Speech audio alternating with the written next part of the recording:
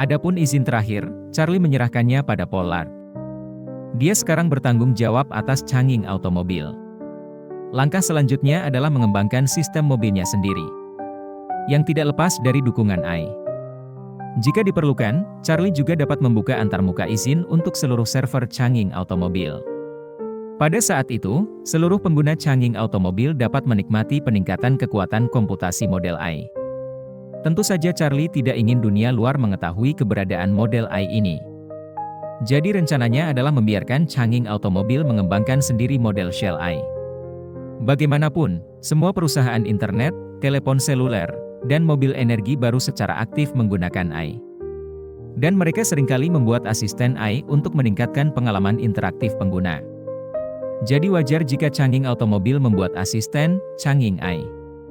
Namun, sebagian besar perusahaan mobil di bawah bendera AI umumnya memiliki daya komputasi dan kecerdasan AI yang rendah.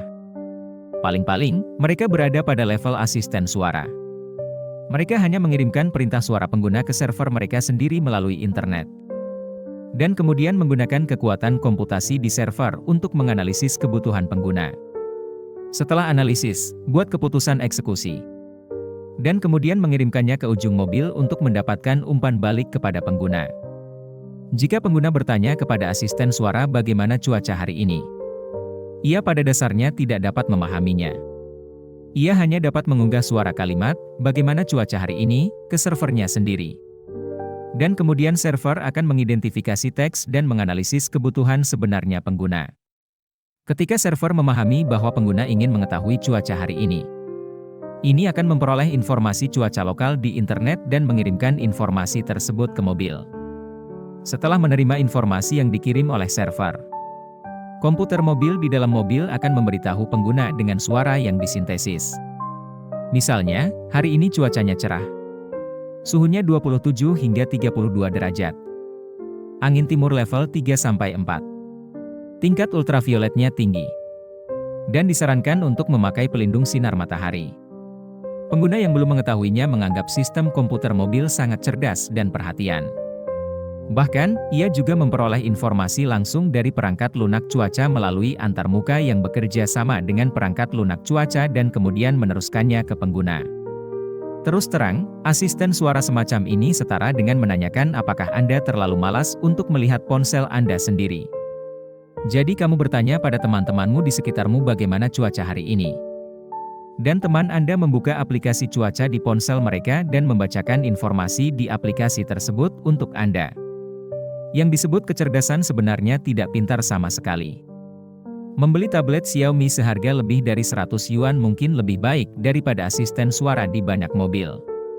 Asisten AI semacam ini hanya bisa menjawab kondisi cuaca dan kondisi jalan. Dan kemudian membantu pengguna menghidupkan dan mematikan AC dan jendela. Dan membantu pengguna memutar lagu. Di masa depan, Changing Automobile akan membuat Changing AI-nya sendiri.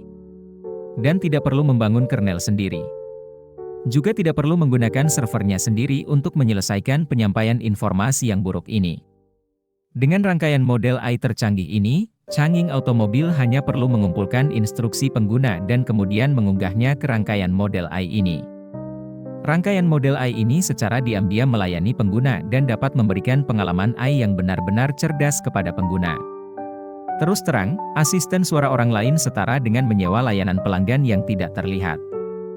Anda mengajukan pertanyaan kepadanya, dan dia membantu Anda mencari di Baidu atau Google di internet.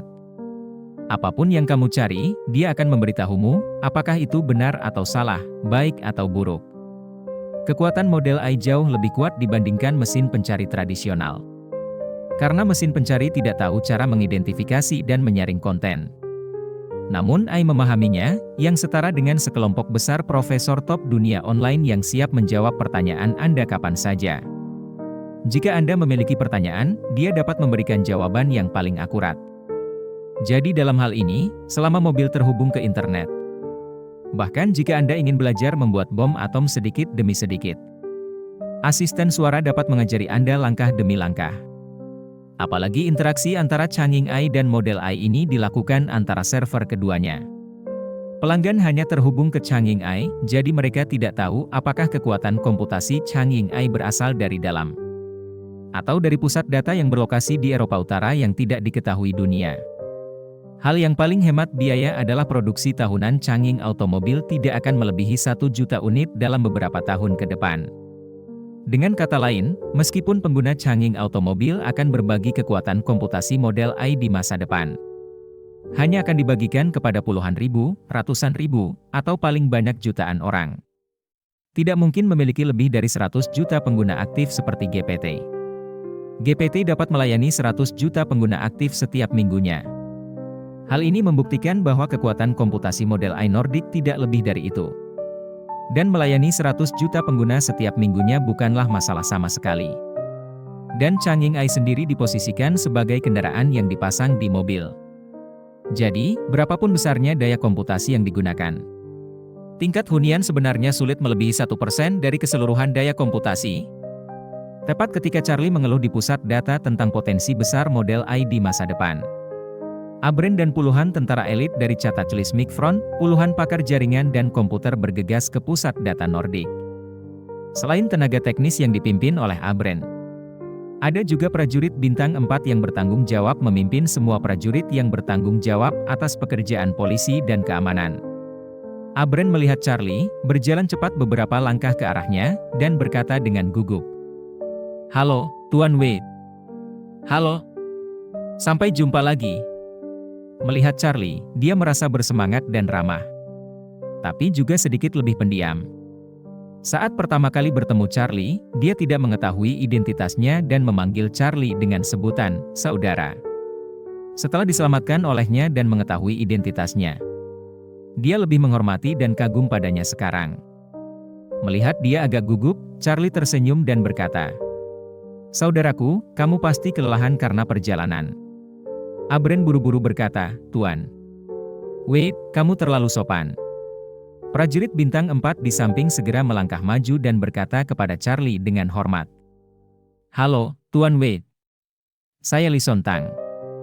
Saya diperintahkan untuk bertanggung jawab atas keamanan di sini, bersama dengan 60 tentara. Saya akan berusaha sekuat tenaga memikul tanggung jawab menjaga tempat ini." Charlie mengangguk dan bertanya padanya, "Bagaimana Anda akan melakukan pekerjaan keamanan selanjutnya?"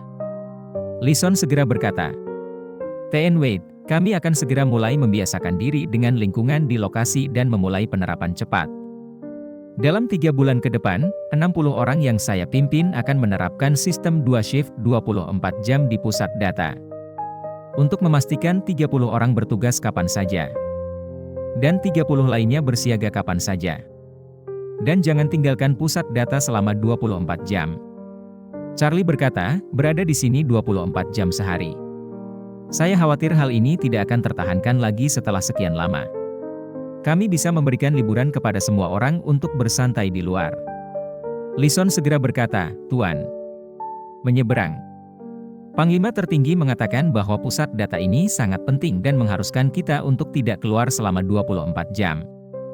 Namun, setiap 40 hari, 20 orang akan datang dari markas untuk melakukan rotasi. Para prajurit yang bergilir dapat mendapat libur 10 hari dan melapor kembali ke markas setelah liburan." Setelah itu, Lison berkata, "Tetapi Panglima tertinggi mengatakan bahwa perintahnya hanya sah jika Anda tidak memberikan instruksi apapun. Jika Anda punya pengaturan, kami akan mengikuti instruksi Anda di tempat." Charlie tersenyum dan berkata, "Joseph lebih bijaksana dariku. Jadi ikuti saja instruksinya." Lison segera berdiri dan berkata dengan lantang, "Baiklah, Tuan Wade, beritahu saya instruksi apapun kapan saja." Setelah itu, dia berkata, "Tuan, menyeberang. Saya harus melaporkan kepada Anda bahwa Panglima tertinggi telah mengatur seseorang untuk mengangkut senjata dan peralatan kami dari Swedia. Dan diperkirakan akan tiba malam ini." "Oke." Charlie mengangguk dan berkata, "Ikuti saja langkahmu. Jika senjata dan perlengkapan ingin memasuki negara manapun, mereka harus melalui jalur khusus." Charlie tahu bahwa dia tidak dapat membantu banyak dalam masalah ini, dan tidak nyaman bagi Helena untuk maju ke depan. Front Cataclysmic pasti punya caranya sendiri. Jadi dia tidak perlu bertanya lebih banyak. Lison segera berkata kepada Charlie, "TN Wade, jika kamu tidak punya instruksi lain, Saya akan mengajak masyarakat untuk mengenal lingkungan. Tandai posisi para penjaga, dan rumuskan rencana tugas awal. Charlie berkata, "Oke, terima kasih atas kerja kerasmu." Lison membungkuk pada Charlie, berbalik, dan pergi. Charlie dan Abren tertinggal. Abren bertanya pada Charlie dengan tidak sabar. "Wait, apakah model AI sudah dikirim untuk digunakan sekarang?" Charlie berkata, "Itu telah terkirim sepenuhnya. Dan itu masih perlu dieksplorasi secara perlahan untuk digunakan. Langkah selanjutnya adalah bagaimana memaksimalkan kekuatan model ini." Setelah itu, Charlie bertanya kepadanya, "Saudaraku, apakah menurutmu hal ini berguna untuk bidang profesionalmu?" Abren berpikir sejenak dan berkata, "Kalau hanya untuk komunikasi, tidak terlalu berguna. Tetapi jika ini melibatkan komunikasi terenkripsi, ini masih sangat berguna. Dalam hal strategi enkripsi, AI seharusnya bisa lebih kompleks, yang sangat meningkatkan kesulitan untuk memecahkannya. Selain itu, jika kita akan melakukan pemantauan satelit di masa depan, AI seharusnya sangat membantu." Charlie bertanya padanya, "Pemantauan satelit macam apa yang kamu bicarakan?" Abren berkata, "Ini fotografi satelit. Keakuratan fotografi satelit sipil sudah sangat tinggi. Citra satelit Google tidak dapat menunjukkan bahwa mereka dapat dengan jelas mengambil gambar plat nomor di lapangan. Tapi mereka pasti bisa memotret kata-kata sebesar itu. Citra satelit semacam ini sangat praktis. Dan target militer secara umum dapat diidentifikasi dengan mata telanjang." Kemudian Abren berkata, "Sebenarnya, dalam perjalanan saya berpikir bahwa model AI saat ini terasa seperti pembangkit listrik tenaga nuklir yang berspesialisasi dalam menghasilkan daya komputasi. Kekuatan komputasinya sangat melimpah. Tidak hanya bisa menyuplai pabrik tertentu untuk menghasilkan produk tertentu, tapi juga menyuplai kota industri, banyak pabrik berbagai jenis, dan menghasilkan berbagai produk. Jadi saya berharap kami juga bersiap untuk membangun perpustakaan citra satelit kami sendiri seperti Google di masa depan. Sehingga kita dapat menggunakan AI untuk mencapai peningkatan kualitas gambar dan pengambilan cerdas. Hal ini akan sangat membantu keamanan dan kepentingan front bencana di Timur Tengah. Dan bahkan di masa depan di seluruh dunia.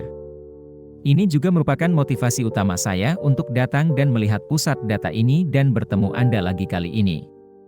Charlie mengangguk dan berkata, "Jika tingkat sipil dapat mengambil gambaran yang jelas tentang kata sebesar itu dari orbit satelit, kejelasannya sungguh menakjubkan. Siapa yang menggali bunker bawah tanah dan di mana, diperkirakan juga bisa terlihat jelas. Jika data diperbarui dengan cukup cepat, ketepatan waktu dan kepraktisan akan semakin ditingkatkan." "Betul," Abren berkata, "tetapi kunci masalahnya adalah semakin tinggi akurasi gambarnya. Semakin tinggi persyaratan peralatannya, semakin besar beban kerja pengumpulannya, dan semakin besar database gambarnya.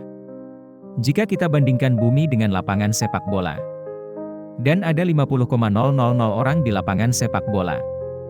Kami mengambil foto grup 50,000 orang.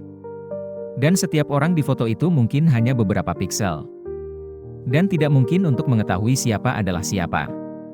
Jika Anda menggunakan foto semacam ini sebagai dasar, sangat mustahil menemukan seseorang dari sana.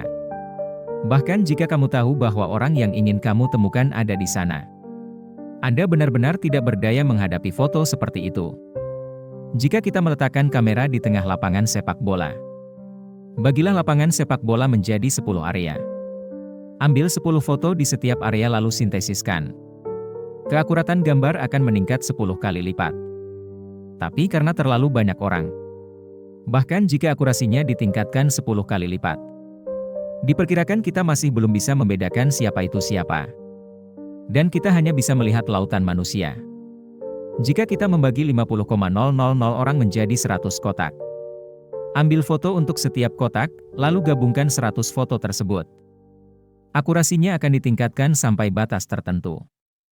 Dengan sedikit usaha, kita mungkin bisa mengetahui apakah orang tersebut laki-laki atau perempuan. Tetapi saat ini, jumlah gambar di database akan mencapai 100. Jika kami terus meningkatkan akurasi dan ingin memastikan fitur wajah 50,000 orang dapat dikenali dalam satu foto. Kalau begitu kita mungkin harus menambah perpustakaan material menjadi 1,000. Jika kita menggunakan rasio citra satelit dengan presisi tertinggi, ini kira-kira setara dengan kita menggunakan lensa telefoto resolusi tinggi untuk mengambil foto close-up dari 50,000 orang untuk memastikan bahwa fitur wajah dan setiap pori-pori setiap orang dapat ditampilkan dengan jelas. Dan foto close-up wajah semua orang dimasukkan ke dalam database. Dengan cara ini, jika kita ingin menemukan tahi lalat di wajah orang tertentu di antara 50,000 orang, basis data yang sesuai harus ada di dalamnya. Kita hanya perlu mencari foto dan menemukan foto yang menutupi tahi lalat dari foto N. Tetapi menemukan tahi lalat itu relatif sederhana. Lagi pula, tahi lalat itu ada di wajah orang tersebut. Selama kamu menemukan orangnya, kamu dapat menemukan tahi lalat di wajahnya. Tetapi jika kita ingin menemukan nyamuk tertentu di stadion yang berkapasitas 50,000 orang, padahal kita tahu nyamuk itu pasti tertangkap di foto tertentu, sangat sulit menemukan nyamuk dari ratusan ribu bahkan jutaan foto. Jika kita memperbesar 50,000 orang di seluruh bumi, ukuran database ini di luar imajinasi. Dalam hal ini, sangat sulit bagi kami untuk mencari dan mengidentifikasi target bergerak dengan menggunakan tenaga manusia. Seperti mencari jarum di tumpukan jerami. Kami tahu jarumnya ada di laut. Tapi kita mungkin tidak akan pernah bisa menemukannya seumur hidup kita. Tetapi jika kita memasukkan semua data ke model AI dan melatihnya, sehingga bisa menemukan apapun yang kita inginkan dalam waktu sesingkat-singkatnya. Kemudian AI dapat membantu kita menemukan apapun yang kita inginkan dalam waktu sesingkat-singkatnya. Pada titik ini, Abren menambahkan, selain itu, ada bidang lain yang sangat dikuasai oleh AI, yaitu peningkatan kualitas gambar. Kalau kita mengambil foto dari jarak jauh dan fotonya agak buram saat diperbesar, tapi tidak cukup buram sehingga tidak bisa dikenali sama sekali, AI akan secara otomatis mengoptimalkan gambar buram berdasarkan pemahamannya sendiri tentang gambar dan pikselnya, membuat gambar buram menjadi jelas. Namun, ketika menghadapi database yang sangat besar, demikian kisah Charlie Way chapter ini, nantikan chapter selanjutnya. Jangan lupa like, komen, dan subscribe untuk mengikuti cerita selanjutnya.